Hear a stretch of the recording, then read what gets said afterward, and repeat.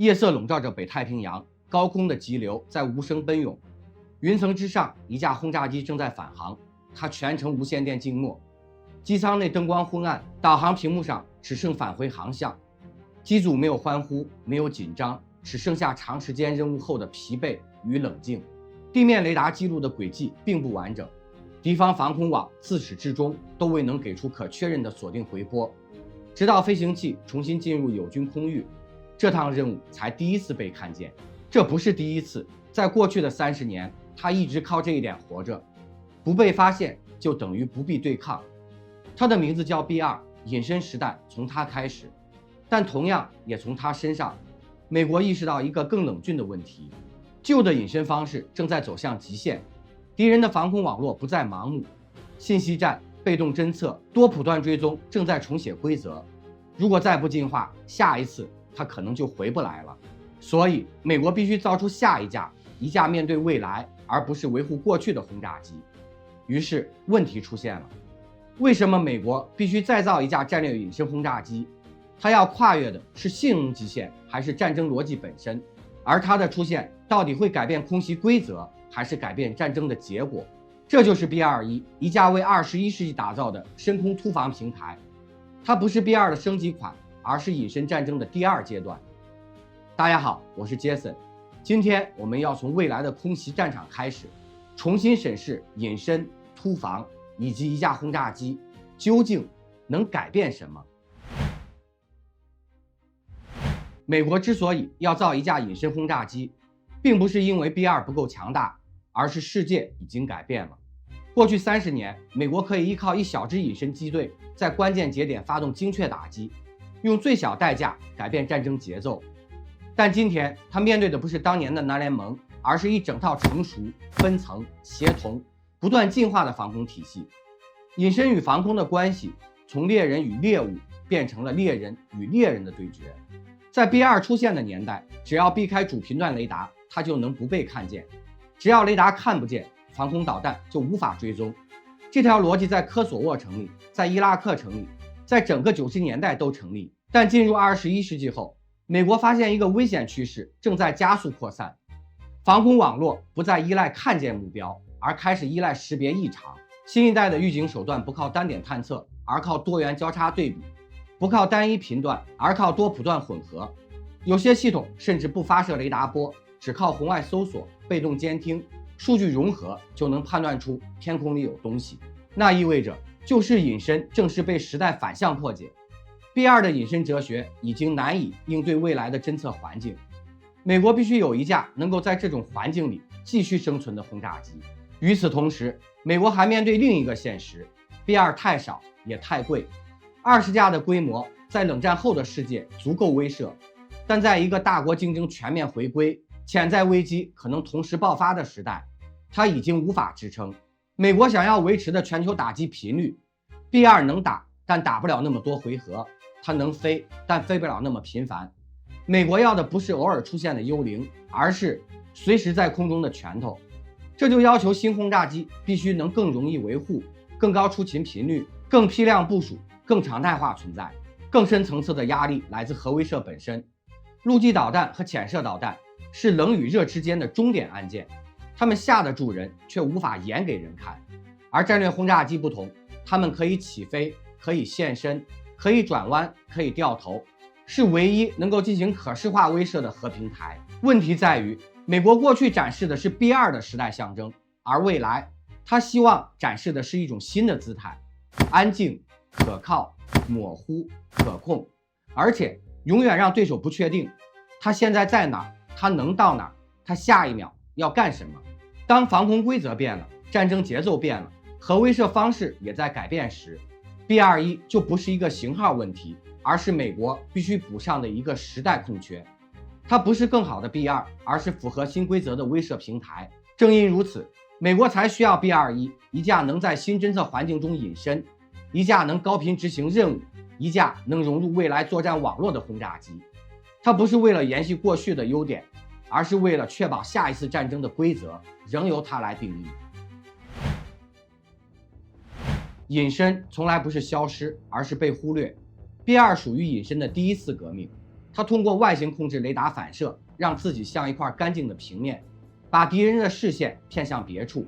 这种隐身是一种几何时代的解决方案，依靠形状、角度、材料，让雷达波无处附着，让追踪变得困难。在90年代，这是降维打击。雷达依赖主频段探测，只要回波足够低，敌人就等于失明。于是 B2 在夜色中从容划过防空网，完成了属于那个时代的军事奇迹。但隐身技术与防空技术是一场永远不停止的拉锯，对手从来不会坐着挨打，他们开始绕过几何隐身的优势点，不再只在单一频段寻找目标，而在整个电磁谱里寻找异常。隐身的第一阶段追求低回波，但第二阶段的防空手段追求的是规律破绽。于是美国必须进入隐身的第二次革命——谱系隐身。所谓谱系，就是让隐身不再停留在外形与单频段雷达对抗，而是同时对抗整条电磁侦测链，雷达、红外、无线电、通信辐射，甚至任务执行过程本身的特征曲线。它不是降低一个信号，而是让所有信号都变得不像目标。几何隐身是控制形状，谱系隐身是控制存在。在这种理念下， B21 追求的不是减少被发现的概率，而是让敌人的系统在发现的每一个环节都产生怀疑。雷达看到的只是背景噪点，红外看到的不是典型热源，被动监听听不到特征信号，数据算法无法生成稳定航迹。它让防空网络知道天空里有东西，却无法确认它是不是武器，更无法判断该不该开火。几何隐身像是戴面具，假装自己不是目标；谱系隐身像是融入人群，让别人根本无法锁定你。这就是 B21 和 B2 的最大代差，前者是形体隐身，后者是行为隐身。B21 不是躲过某一部雷达，而是躲过决策过程本身。这意味着一件事正在发生，隐身不再是单机能力，而是体系能力。它不只是飞机的形状，而是机身设计、热管理、任务规划、通信静默、AI 分流、电子诱饵、僚机配合，共同构成的一整套降低存在感的剧本。当隐身进入谱系时代，突防的目标也跟着改变，不再是穿过防空圈，而是让防空圈失效；不再是与雷达对抗，而是让雷达失去意义。这才是 B21 的真正核心。几何隐身结束了上一轮战争，谱系隐身将开启下一轮战争。而要把这种隐身的新逻辑真正变成全球打击能力， B21 还缺一样东西：持续飞行、持续渗透、持续施压的动力与节奏。一架战略轰炸机最大的答案往往写在油箱里，航程决定了你能从哪里起飞，什么时候抵达，能打多久，能否回家。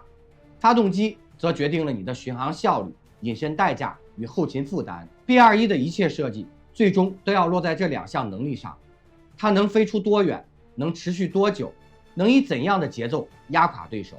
B2 的时代设计取舍偏向极致隐身和一次性深度突防，那种任务是长时、高度低，隐身靠形态和材料去完成一次决定性打击。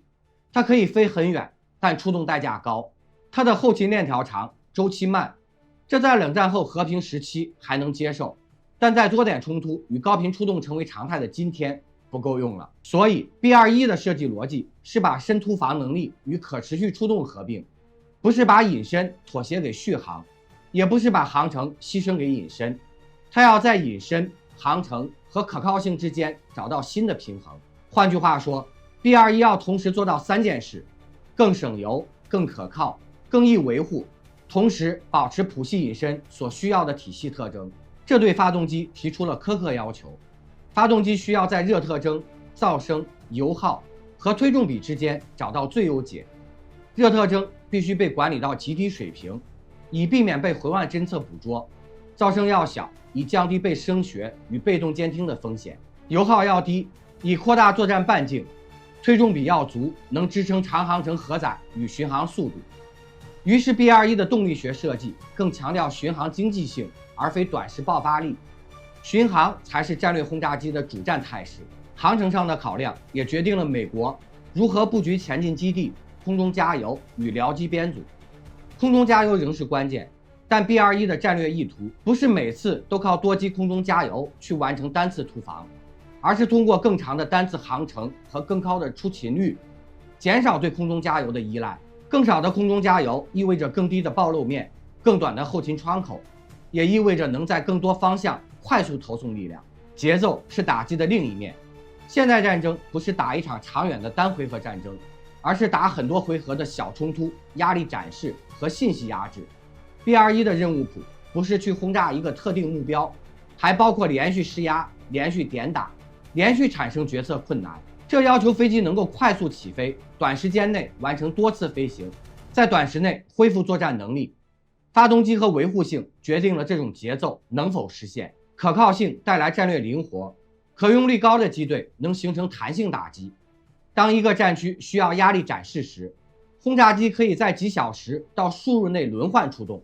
当另一方出现危机时，机队还能迅速调度。B-21的目标是把轰炸机从一种稀缺资源变成一种常态化的威慑工具。要做到这一点，设计必须简化维修流程，模块化更强，零部件可快速更换，地面诊断高度自动化，从而把地面周转时间压到最低。还有一点很重要，发动机与航程的设计直接影响隐身的实现路径。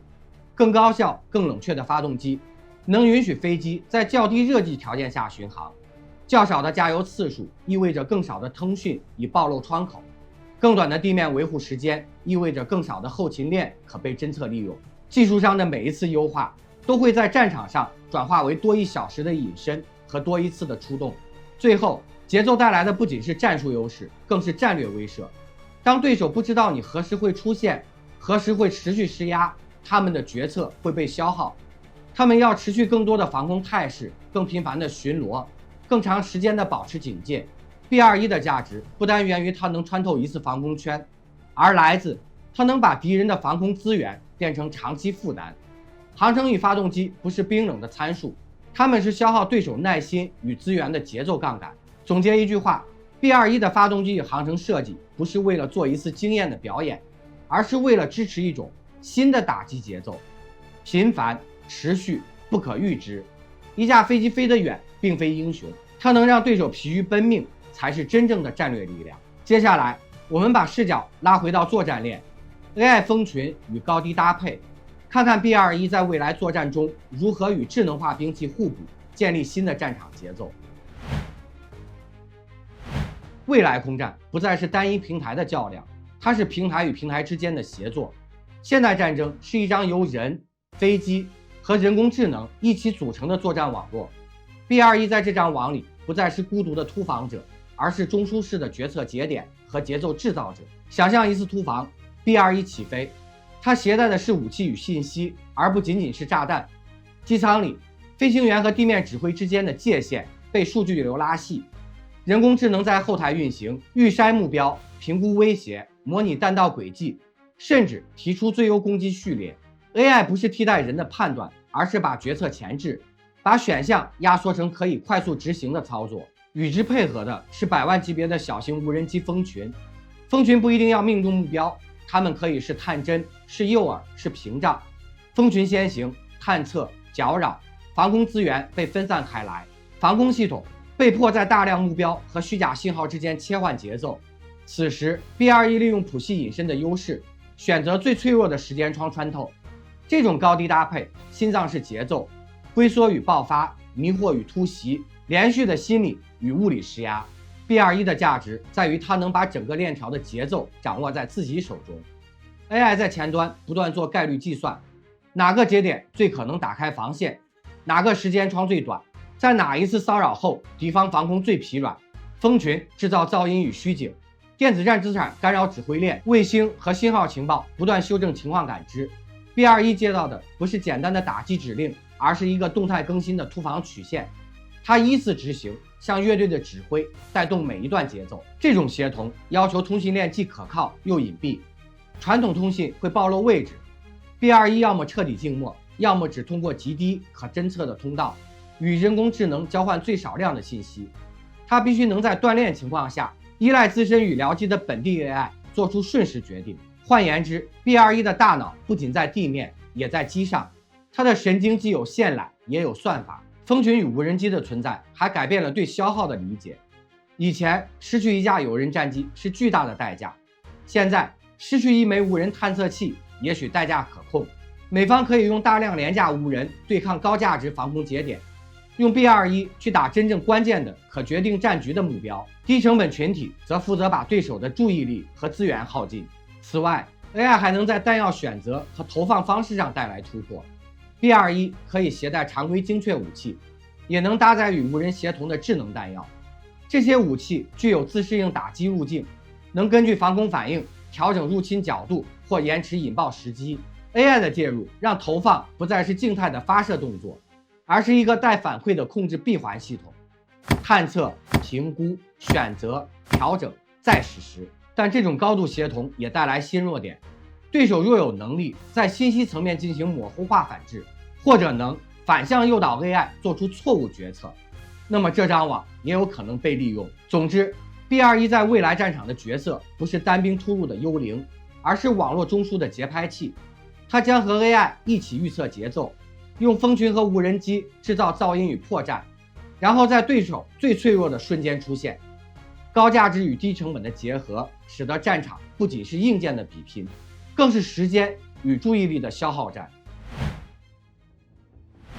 当防空系统用多元数据去拼图时， B-21的策略是让拼图永远缺一块。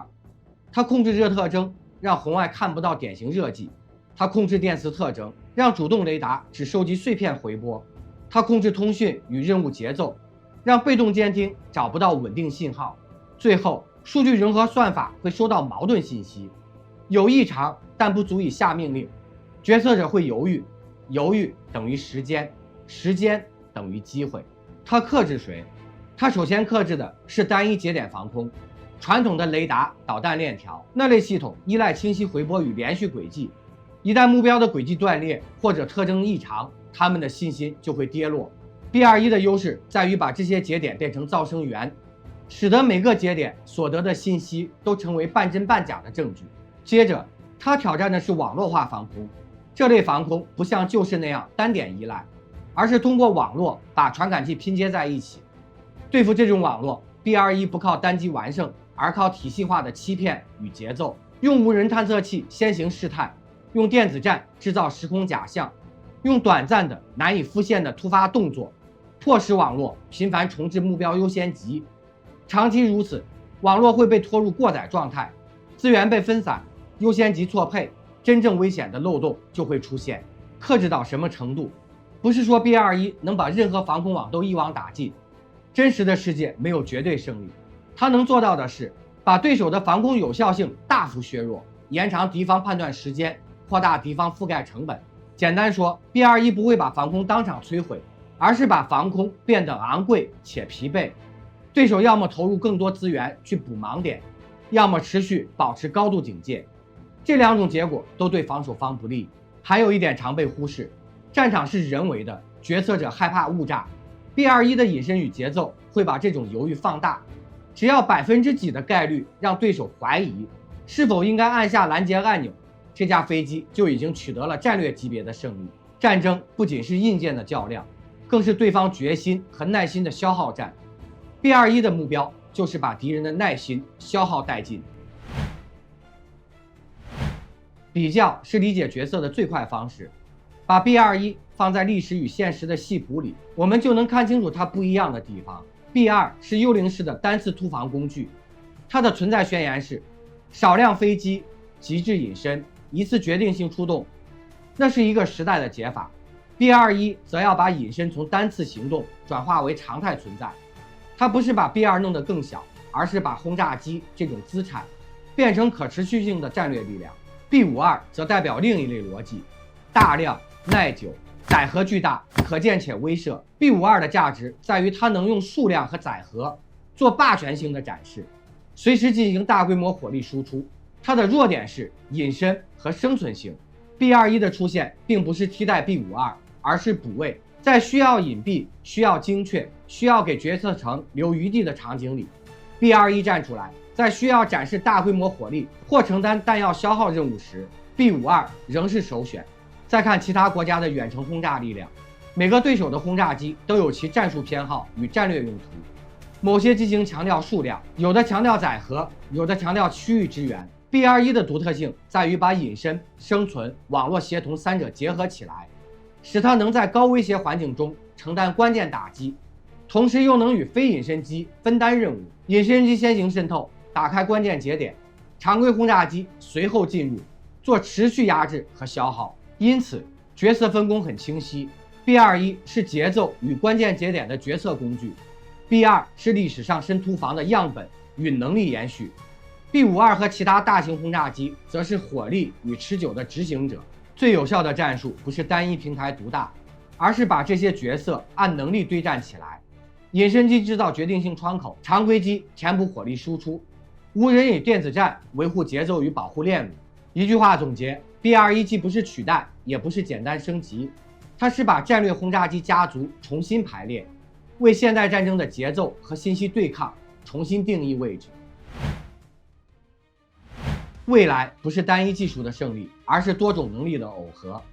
B21的未来形态也将由它周边生态决定，有人、无人、地面、太空、算法共同构成。无人僚机是最直观的延展，有人机带着智能僚机群离开空域探测，然后把风险最小化。僚机可以做前探、做电子干扰、做标靶指示，甚至做最后1公里修正。有人机则保留对关键目标的控制权，将高价值决策留给人类。这种有人加无人组合，既提高了生存率，也把昂贵资产的风险降到可控范围。核威慑的角色也会微妙转变。轰炸机作为第3支点，其价值在于可见可调整的威慑。B21的隐身却让可见性变得模糊，这创造了一个新的威慑工具，既能隐蔽存在以保障生存，又能在必要时刻把存在转化为显示。换言之， B21能把看不见的威慑转化为一种可操作的外交筹码。你不知道它在哪，但你知道它能在短时间内出现。这种模糊性反过来增加了战略的不确定性，影响对手的计算。轨道支援也将是未来的常态，卫星提供的情报、通信中继和时空感知将极大增强隐身平台的决策效率。与此同时，太空资产也可能成为对手的攻击目标，迫使作战体系具备更强的多层冗余。B21会在地面、空中、太空之间找到生存与作战的最优点，既要利用轨道情报，又要有在轨道信息被削弱时的本地自制能力。最后是战争的下一个阶段，时间与注意力的战争。未来的胜利不只是毁灭敌方的军事资产，而是让对手在时间轴上持续受压，使其政治、经济、军事资源被长期消耗。B21的设计哲学正是服务于这种长时间、低可见度但高消耗的战略方式。它要把突防变成日常威慑，把一次决定性的打击延展成一个长期的不对称的压力场。B21不是一架独立的飞机，它是一套新的战争逻辑。谱系隐身带来生存，发动机与航程带来节奏， AI 与蜂群带来协同，与其他轰炸力量的分工带来立体打击。而未来的无人、太空和核策略则把它放进一个更大的棋盘。若你把战争想象成一场交响乐， B21不是那个吹独奏的明星，而是指挥节拍的指挥家。他不制造噪音，他掌控节奏，让整场乐曲向着有利于己方的方向流动。